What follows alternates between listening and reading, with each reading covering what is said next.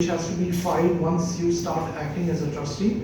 And after a judicial inquiry, or I would say like a trial, is held, it's a quasi-judicial authority. They come to a conclusion whether they are declared as trustees or not. Now, all these years, the change reports kept been pending for a while, and they started looting the trust, and huge monies have been defalcated in the interim. My father and mother then moved the Supreme Court, and on the 18th of September 2023, a direction was given by the Supreme Court to the Assistant Charity Commissioner, directing them to decide these change reports in a time-bound manner to decide if they were really trustees. After an exhaustive trial, which has lasted for, I would say, since many decades, and to comply with the orders of the Apex Court, on the 14th of December, the Assistant Charity Commissioner has rejected all the change reports of all these persons, the rival group, and declared that they were not trustees right from the inception.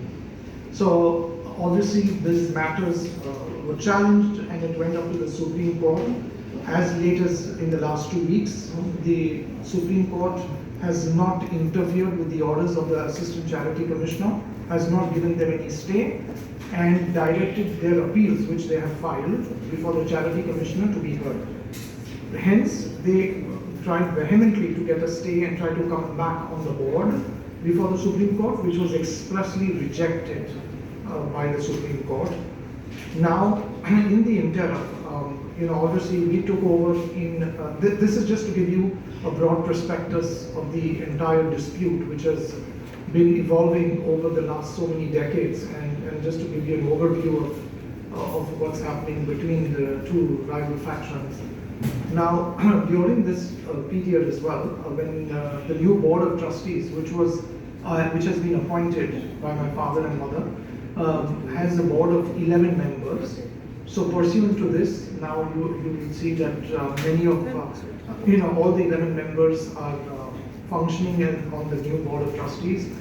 They have undertaken some sort of an audit pursuant to the orders of the 18th September by the Supreme Court. More than 200 crores of legal expenses of the trust, which is a charitable trust, has been spent on lawyers for intersigned disputes that is on their personal litigation by these so-called erstwhile trustees. The Supreme Court has directed the new board of trustees to fix the liability through the Charity Commissioner on these amounts, and undertake recovery action because the trust has lost so much of money. So obviously we undertook a forensic audit, which has now just come to light as of yesterday, and the forensic report will be shared with all of you, which states that more than 200 crores, which includes obviously the interest as on date, has been spent on legal expenses.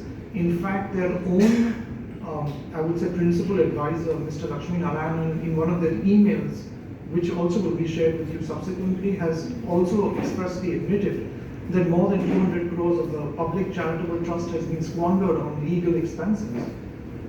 In addition to this, there are